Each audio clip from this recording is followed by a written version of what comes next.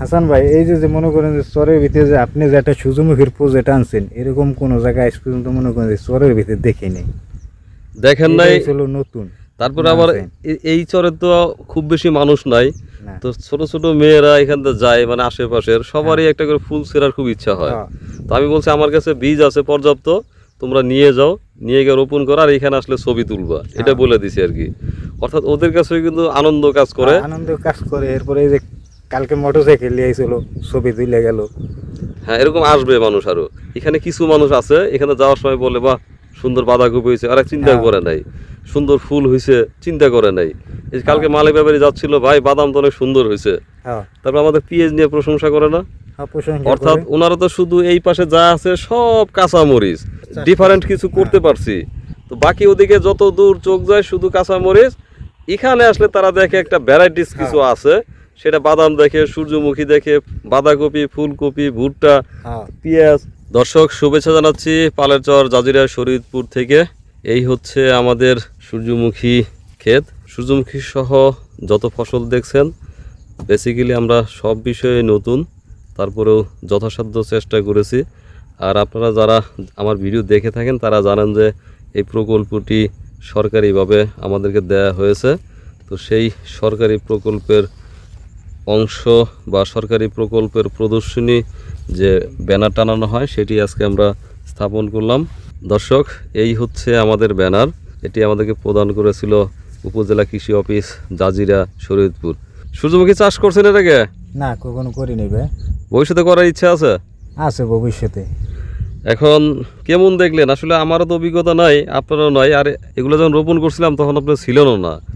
তো আমরা আসলে ওই যে কুড়িগ্রামের লোকজন নিয়ে, আমি ছিলাম, আমাদের মামুন ছিল, তখন রোপণ করছিলাম। তো একেবারে নতুন পরিবেশ, নতুন জায়গা, সেই হিসাবে কেমন দেখলেন? না, সেই হিসাবে মনে করেন যে ভালো হয়েছে, আল্লাহ দিলে। তারপরে মনে করেন যে এর ভিতরে মনে করেন যে ওই যে একটা দস্তা দিয়েছিল, গাছটা মনে করেন যে ঘুরে লেগেছিল। কিন্তু দস্তা আমি যখন দিছি তখন যেমন আপনার সঙ্গে কথা হয়েছে, আমাদের এই প্রকল্পের দায়িত্বপ্রাপ্ত যিনি আছেন সহকারী পরিচালক উপজেলা কৃষি অফিস জাজিরা শরীয়তপুরের কাজী আবু বকর সিদ্দিক ভাইয়ের সঙ্গে কিন্তু আমি কথা বলছিলাম যে ভাই আমরা দস্তা দিচ্ছি, অথবা ভিডিও কল দিয়েও দেখিয়েছিলাম, কিন্তু ভাই মনে হয় খুব একটা খেয়াল করেন নাই। তো উনি থাকলে হয়তো দিতেন না, কিংবা বলতেন যে হয়তো না বোঝার কারণে বলছেন যে অল্প করে দিয়ে দেন। তো দস্তা দেওয়ার কারণে উপরের গাছগুলোর উপকার হয়েছিল, কিন্তু যে গাছগুলো ছোট ছিল ওগুলোর একটু ক্ষতি হয়ে গেছে। তো যে কারণে একটু এলোমেলো আছে। তো তারপরে আলহামদুলিল্লাহ, যে মানে অনেকে ভাবছে যে আমরা হয়তো এখানে কোনো ফুলই ফুটবে না। আবার অনেকে বলে যে সূর্যমুখী তো কোনো লাভজনক ফসল না।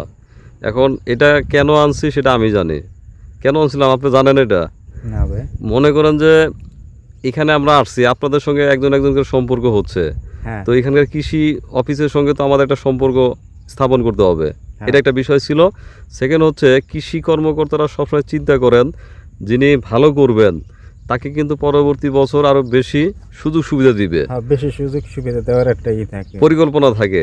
তো আমরা যদি মোটামুটি ভালো করতে পারি, এবার হয়তো সূর্যমুখী দিচ্ছি, আগামীবার হয়তো এসে বেশি কিছু দিবেন, তো বেশি পদ্ধতি দিতে পারে, তো আমরা সেটা কেন বাদ দিব? এই জন্য আর কি এই সূর্যমুখী নয়, কিন্তু অনেকেই মনে করে যে সূর্যমুখী এনে মনে হয় আমি মহাভারত অশুদ্ধ করে ফেলছি। তো আসলে আমি অন্যের সমালোচনাও করি না, আবার নিজের কাজ ছাড়া অন্য কিছু আমি বুঝিও না। আপনি এরকমই, যে আমরা যখন কাজে থাকি তখন খাওয়া দাওয়া ভুলে যায়, আর মানুষ যখন কাজ থাকে না তখন অন্যের সমালোচনা করে। আরেকটা বিষয় জানেন কিনা জানি না, এই যে দেখবেন সূর্যমুখী ফুলে মৌমাছি বসে, আবার দেখবেন কালো কালো ভ্রমরও আছে। তো ভ্রমর উড়ে তো একই ফুলে আপনার মধু থাকে, বিষও থাকে। মৌমাছি নেয় মধু আর ভ্রমর নেয় বিষ। তাহলে আমাদের খেতেও আমাদের মানুষের মধ্যে ভালো মন্দ আছে। এখন আপনি কোনটা নেবেন সেটা আপনার বিষয়। আমি কথাটা বুঝে বলতে পারলাম না, কিন্তু আমি যতটুকু জানি একই ফুলে মধু বিষ পাশাপাশি থাকে, যে যেটা খুঁজে নিতে পারে। তো মৌমাছি নেয় মধু আর ভোমরা নেয় বিষ। আপনার ভিতরে ভালো গুণ আছে, খারাপ গুণ আছে। এখন আমি কোনটা নিব সেটা আমার দ্বারা ঠিক হবে যে আমি কেমনটা নিছি।